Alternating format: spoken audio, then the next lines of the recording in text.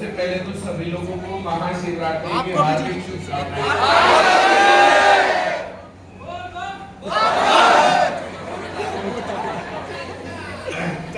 तो हम लोग जो है CET 2025 के जो ग्रुप C है उसके प्री पेपर के फाइनल क्लास पर पहुंच गए। फॉर्म निकलने के बाद और पेपर होने तक 2 महीने से भी कम का टाइम मिला।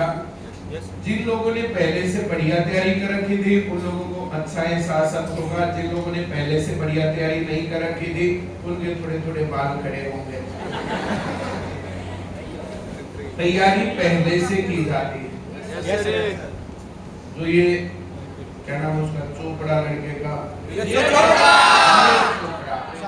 तो ओलंपिक की डेट अनाउंस होने के बाद वो प्रैक्टिस शुरू नहीं करता, पहले बहुत प्रैक्टिस करी। पहले लोअर लेवल पर जीता, फिर थोड़े से हायर लेवल पर जीता, फिर इंडिया लेवल पर जीता, फिर जो है उसका ओलंपिक में नंबर आया। मैं जो कह रहा हूँ समझ आ रहा है?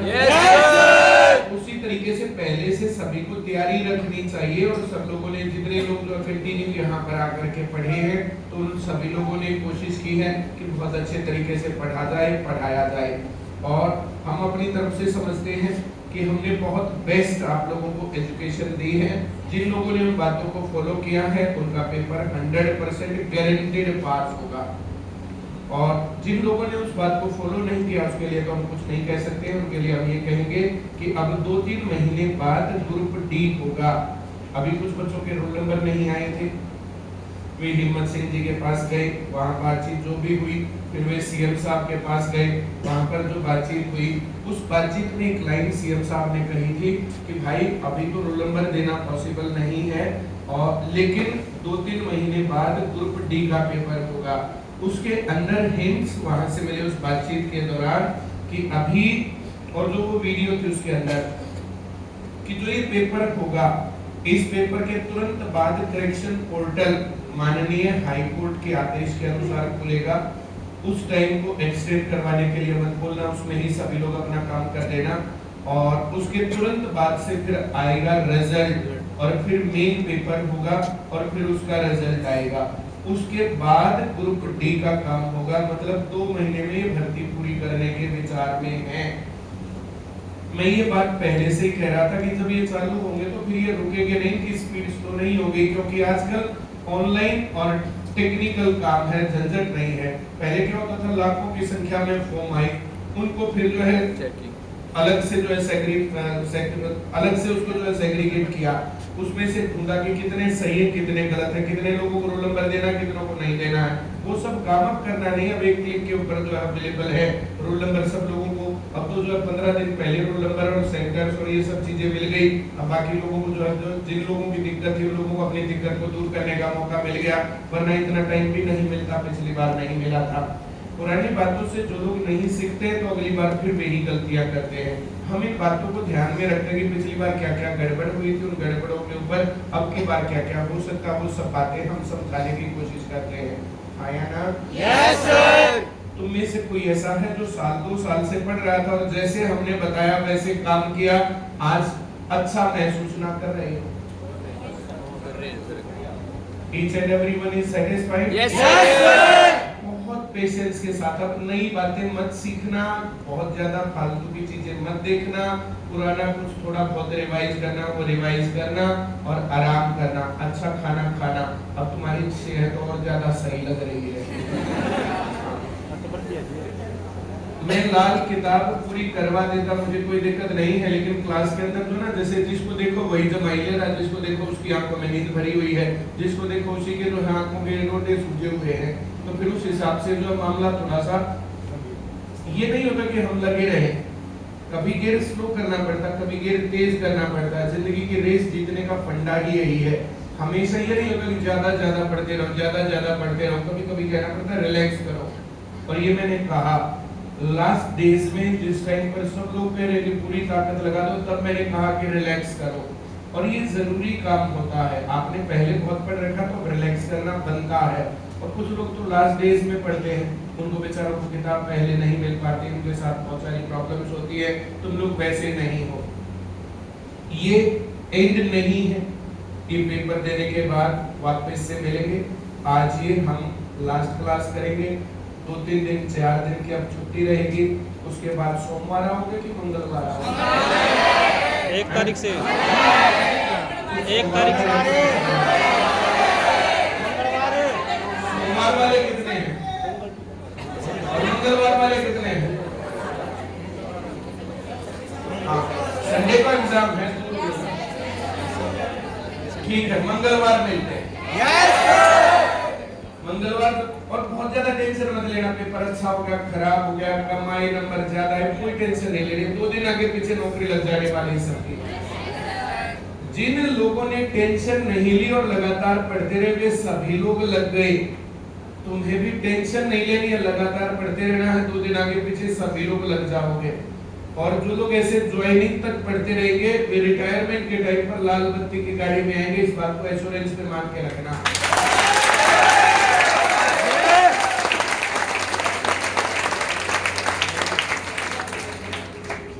इतनी बैलेंस पढ़ाई, इतना बैलेंस पर्सनालिटी बनाना, उतना काम अब मैनेजमेंट के लेवल पर के इंस्टीट्यूट में नहीं कर रहे जितना यहाँ पर काम होता है। एक एक बात को बहुत आराम से और बहुत सही तरीके से जो टीचर जैसा फील करता हो उस हिसाब से तुम लोगों को गाइडेंस मिलता है। हर एक टीचर यहाँ पर आ रहा, सुनील सर के अलग ऑब्जर्वेशन होते हैं, बबीता मैम की अलग होती है, मेरी अलग होती है, प्रीति की अलग होती है, ऐसे ही जो है अमित सर है, पवन सर है, हर एक आदमी का ऑब्जर्वेशन अलग है। हम लोग इकट्ठे बैठते हैं और इकट्ठे बैठने के बाद हम डिस्कस करते हैं और फिर जो है सभी लोगों को बताया जाता है कि अब हमें ऐसे चलना, अब हमें ऐसे चलना, अब हमें ऐसे चलना है। और हम लोग जो है ऐसे जो गाइडेंस देते हैं उसी के अनुसार हर एक टीचर काम भी करता मिलता है। इसी कारण से ये बहुत बैलेंस टीम है। ऐसी टीम तुम लोगों को देश में कहीं नहीं मिलेगी।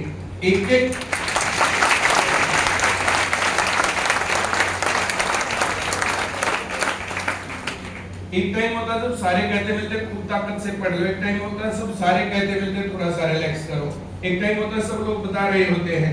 ऐसा नहीं कि मैं था सरकारी नौकरी लगी मैं कह रहा हूँ तो सुनील सर कहेंगे फिजिक्स आया नौकरी लगी। प्रीति मैडम आकर के बोलेंगे अंग्रेजी आई नौकरी लगी। ऐसा नहीं है, मैं तो कह रहा हूँ सुनना रहा है। हम लोग सभी पेपरों के सभी आंकड़ों के आधार पर इस बात को बोलते हैं और इस बात को 100% गारंटीड मानते हैं। जिसके मैथ, रीजनिंग और हिंदी के नंबर पूरे और ये नंबर आते हैं पूरे, जिसके जीके के हरियाणा जीके के नंबर आ जाए 80%, कंप्यूटर के 80% और इंग्लिश के 60, 70, 50 जितने भी परसेंट आ जाए उतने पर सिलेक्शन है। हम लोग ये सोचे कि हम लोग एकदम से अंग्रेज बन जाएंगे या प्रीति मैम तुम लोगों को गुट्टी पिला देंगे तो ऐसा करते। एक बार मैं किसी सेमिनार में था, उस सेमिनार में अब से मेरे ख्याल से 10-12 साल पुरानी बात है कि इंग्लिश 7,90,000 वर्ड्स के साथ दुनिया की सबसे बड़ी भाषा है। इतने वर्ड्स, इतनी वोकैबुलरी याद करना किसके बस की काम है? अब पेपर के दौरान कौन सी वोकैबुलरी आ गई, कौन सा वर्ड आ गया, कौन सी बात आ गई, तो फिर उसकी टेंशन नहीं लेनी। जो हमें नहीं आता बाकी लोगों को थोड़ी आता, जो हमें आता वो बाकी लोगों को आता। हम लोगों की थोड़ी सी स्पीड बढ़िया है, हमारी थोड़ी सी एक्यूरेसी बढ़िया है। भाई टेस्ट का सिस्टम तुम्हारे पास लगातार और कंटिन्यूअस है। तुम लोग क्लास में पढ़ने के बाद पेपर दे करके जानकारी ले सकते हो कि हमारा लेवल क्या है। तुम लोगों का जो स्ट्रक्चर है, जो तुम्हारी पढ़ाई है, ऐप के ऊपर तुम्हारी पढ़ाई, कोई भी चैप्टर है चैप्टर वाइज टेस्ट बनाया, करके देखा तुम्हारे कितने सवाल गलत हो रहे हैं और जो सवाल गलत है उसका सॉल्यूशन तुम्हें मिलता है। अब ये बातें जो मैं कह रहा हूँ, इन बातों को अगर तुम फॉलो करते हो तो फिर झंझट कहाँ? सरकारी नौकरी की गारंटी का कंसेप्ट कहाँ से आया? वो वहां से आया कि जिसको मैथ आ गया उसको रीजनिंग आ गई, जिसको मैथ और रीजनिंग आ गई ये नंबर पूरे ले लो। और जीके के अंदर 80%, इंग्लिश के अंदर 70%, 60%, तो हर हालत में सिलेक्शन। और हमने कभी भी ताकत जो ना गलत डायरेक्शन में नहीं लगाई। मोहित दहिया तहसीलदार, जिसकी बातें मैं बहुत बार बोलता रहता हूँ, उसने एसएससी सीजीएल का पेपर किया। एसएससी सीजीएल के पेपर में उसके 99 सवाल सही थे 100 में से। 197.5 नंबर उसके मैथ में आए थे और वो वाला टफेस्ट एग्जाम था। नॉर्मलाइजेशन में उसके सबसे ज्यादा नंबर आए, मेरे ख्याल से 243 कंसीडर किए थे मैथ में। मैं तो कह रहा हूँ सुन में रहा है। वो यहाँ के अलावा कहीं नहीं पढ़ा, कुछ भी उसने यहाँ के अलावा नहीं किया। उसके इंग्लिश में 160 के आसपास थे। अब जो मैं कह रहा हूँ, जो बात बता रहा हूँ कि वहां अगर 100% तो वहां 80%। उसने ऐसा नहीं कि वहां कम ताकत लगाई होगी या वहां ताकत कम लगाई होगी या ज्यादा लगाई होगी, इस प्रकार से उसकी पढ़ाई का पार्ट था। और यहीं पर पढ़ा वो, यहाँ के अलावा कभी कहीं कुछ भी नहीं पढ़ा, ना कोई ऐप लिया, ना कुछ भी किया। अब वो नायब तहसीलदार की पोस्ट पर दिल्ली में जो कार्यरत है, उसका सफर बहुत नीचे से शुरू हुआ। HSSC में क्लर्क लगा, क्लर्क लगने के बाद पढ़ता रहा, उसके बाद वो दिल्ली पुलिस में लगा, पढ़ता रहा उसके बाद में, फिर उसके बाद वो SSC CGL में अकाउंटेंट लगा, नीति आयोग में, उसके बावजूद भी पढ़ता रहा। अब वो नायब तहसीलदार है। अब मैं उसको लगातार कह रहा हूँ, भाई अब तो थोड़ा सा अपना घर बसा, वरना बोला मैं IAS लग जाऊँ। मत तो IAS लगेगा, 32 साल की उम्र तक तेरी शादी नहीं होगी, फिर तेरा बालक नहीं होगा, फायदा क्या होगा।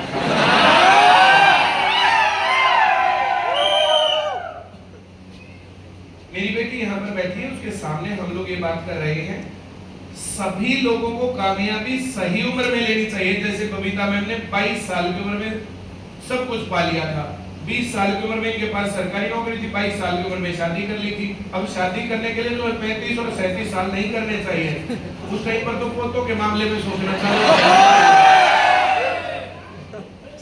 मैं जो कह रहा हूँ समझ आ रहा है? yes, हाँ, वापिस से अर्ली मैरिज एज जो के बारे में सोचा जाने लग गया। बहुत सारे लोग सोचते हैं, और हम लोग जो है ना, जैसे अपने सर्कल में डिस्कस करते हैं कि बच्चों की शादी 25 से पहले करनी चाहिए।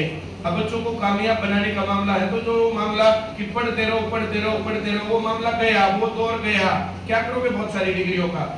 17 साल की उम्र में 12वीं पास होती है, 17 साल की उम्र में 12वीं पास करी, 2-3 साल पढ़े, तब तक ग्रेजुएशन कर लो।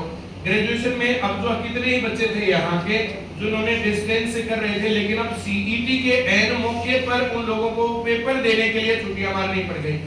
इसलिए ऑनलाइन एजुकेशन आज के टाइम पर ट्रेंडिंग मामला बनेगा। 2 साल के पीछे हम 10 साल पहले जब बोलते थे ना कि डिस्टेंस से कर लो, तो सब लोग हमारी तरफ ऐसे ही देखते थे, जैसे कुछ लोग अब ऑनलाइन एजुकेशन बोलते हैं तब देखते हैं। ऑनलाइन एजुकेशन फ्यूचर की एजुकेशन है। मैंने सुना था कि 1000, 2000, 5-4 रुपए कम ज्यादा फीस भी है, तो उसके अंदर सुविधा बहुत ज्यादा तुम लोगों को।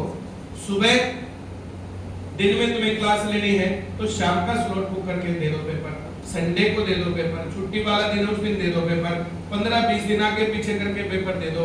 ऐसा मैंने सुना, सारी जानकारी मेरे पास नहीं और ना ही मेरा वो काम है। और इस CET के दौरान में वो सब चीजें आई तो मैं टाइम दे नहीं पाया उन बातों को। हम लोगों ने भाई लोग क्या कर रहे हैं, हमारा कंपटीशन क्या कर रहा, सरकार क्या कर रही है, उनकी इंटेंशंस क्या है, किस तरफ डायरेक्शन जा रही है, हमारे बच्चे क्यों सिलेक्ट हो, इन सब बातों के ऊपर पेपर के टाइम पर थोड़ा सा ज्यादा ध्यान देना पड़ता है। उन सब बातों के ऊपर हमने ध्यान दिया। मैंने कल बहुत सारी बातें तुम्हें समझाई थी, आज भी मैं समझा रहा हूँ, तुम्हें दिमाग नहीं लगाना,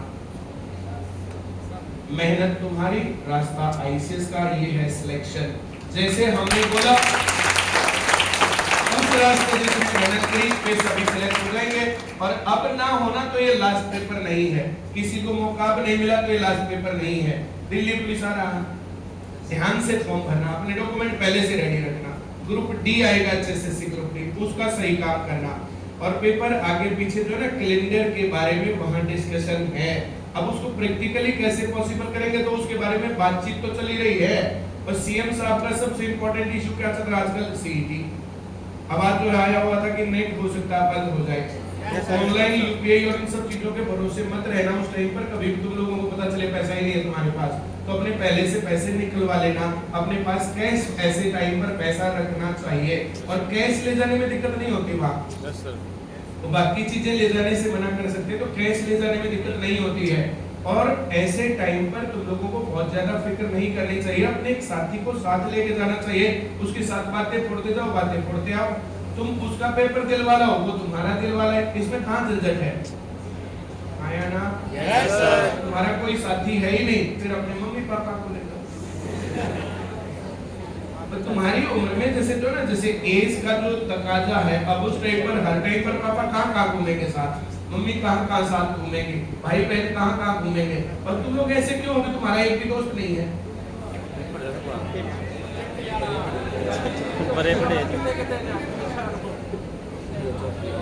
मैं हमेशा ये सोचता था, मैं जहाँ जाता हूँ दोस्तों के दो चार दोस्त बना के छोड़ ही देने से क्या पता कब काम आ जाए। सुनील सर स्कूल लेवल पर दोस्त बनाए थे, देखो साथ खड़े हैं, एक पिलर के रूप में एनसीएस की स्ट्रेंथ खड़े हैं।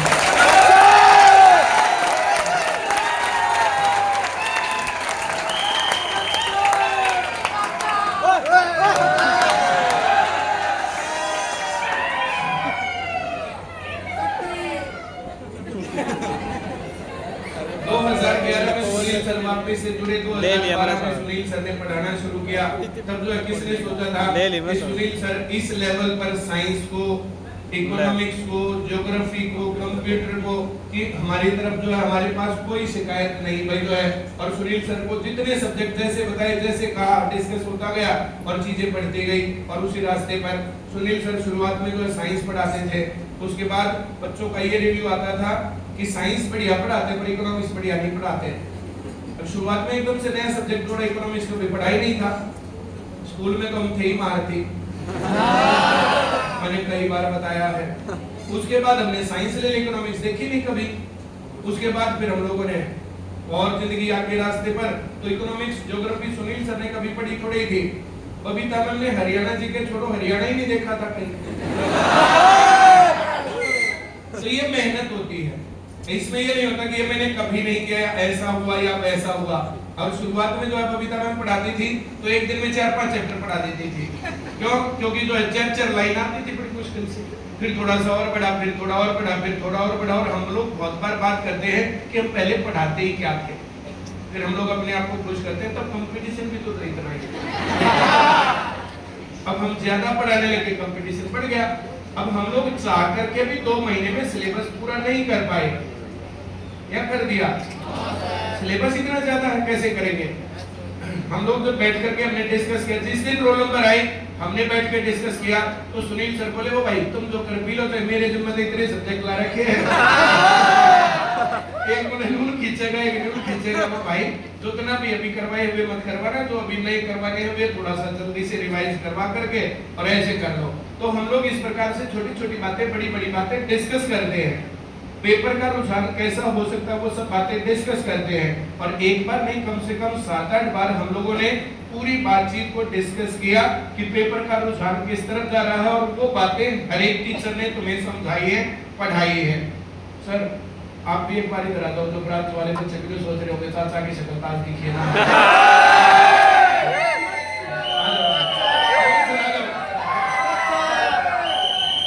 क्या बोला ना,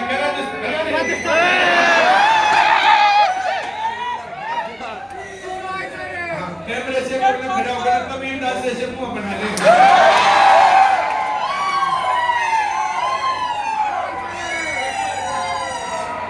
अब की बात नहीं होना ना, YouTube के ऊपर जो फोटो लगवाया वो सारे के सारे इस प्रकार से करके फोटो खिंचवा लिया।